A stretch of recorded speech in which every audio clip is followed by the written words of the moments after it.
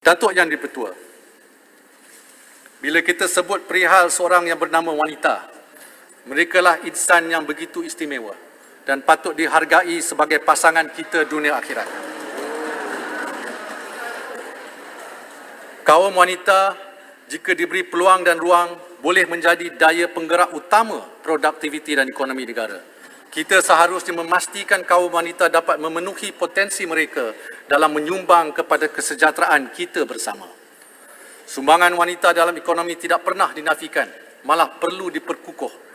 Buat masa ini, golongan wanita memegang 25% daripada komposisi ahli lembaga pengarah bagi 100 syarikat awam utama. Namun masih terdapat 27% atau 252 syarikat-syarikat tersenarai di Bursa Malaysia yang belum mempunyai komposisi pengarah wanita. Bagi mengiktiraf peranan wanita dalam proses membuat keputusan dan memperkukuh kepimpinan serta keberkesanan lembaga pengarah, kerajaan melalui Suruhanjaya Security akan mewajibkan pelantikan sekurang-kurangnya seorang pengarah wanita bagi semua syarikat senarai awam. Cadangan ini dijangka berkuat kuasa pada 1 September 2022 bagi syarikat bermodal besar dan 1 Jun 2023 bagi syarikat tersenarai lain.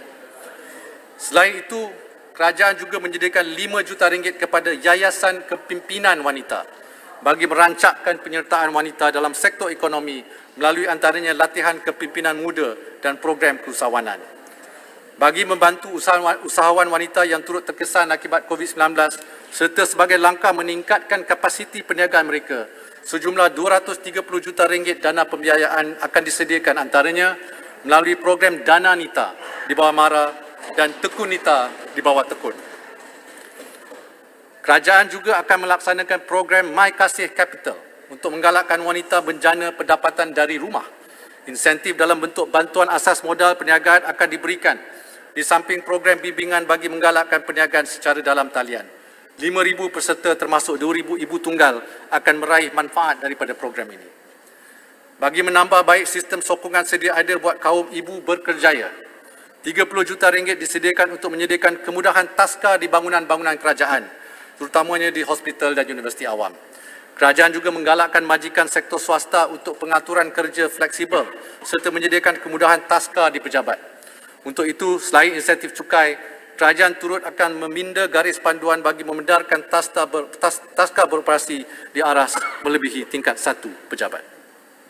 Sebagai mengiktiraf wanita berkerjaya yang menguruskan anak-anak mereka ketika waktu bekerja, kerajaan bercadang untuk melanjutkan pelepasan cukai pendapatan individu sehingga RM3,000 bagi bayaran yuran taska dan tadka sehingga takhiran 2023. Kita harus akui, pada tangan suri kita tersemat keringat yang menghayun buayan, yang memupuk dan sama menyumbang kepada kehidupan.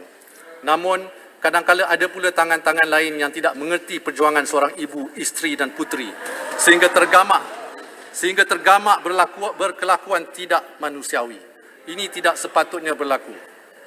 Oleh itu, dalam perjuangan menoktahkan kerakusan ini, kerajaan bersedia untuk memperuntukkan RM13 juta khas untuk memperkasa bahagian D11 Polis Diraja Malaysia bagi siasatan seksual wanita dan kanak-kanak, termasuk pewujudan 100 penjawatan terbaru. Di samping itu, program kesedaran komuniti berhubung keganasan terhadap wanita di seluruh negara melalui skuad wajah akan dilaksanakan. Selain itu, bagi melindungi kebajikan lebih ramai mangsa keganasan rumah tangga, kerajaan akan juga menambah pusat sokongan sosial setempat serta bekerjasama dengan NGO untuk meningkatkan bilangan rumah perlindungan khas wanita. Aspek kesihatan dan kebersihan diri remaja wanita amat penting dalam mengurangkan sebarang risiko kesihatan dan keciciran di sekolah. Timbalan saya, Yang Berhormat Paya Besar, dalam sebuah sesi libat urus telah mengenal pasti satu isu serius. Dianggarkan 130,000 remaja wanita dari keluarga B40 di Malaysia tidak mendapat akses kepada produk kebersihan seperti tuala wanita atas sebab kekangan kewangan. Oleh itu, Lembaga Penduduk dan Pembangunan Keluarga Malaysia dengan kerjasama Jabatan Penjara Malaysia akan mengedarkan secara percuma kit asas kebersihan diri setiap bulan kepada 130,000 remaja wanita golongan B40. Di samping itu, kempen dan pendidikan kesihatan reproduktif juga akan terus dijalankan di sekolah-sekolah dengan kerjasama pihak NGO. Selanjutnya, berhubung segmen kesihatan wanita juga, sejumlah lebih 11 juta ringgit disediakan sebagai subsidi ujian mamogram kepada wanita berisiko tinggi dan melaksanakan ujian saringan kanser cervix kepada wanita.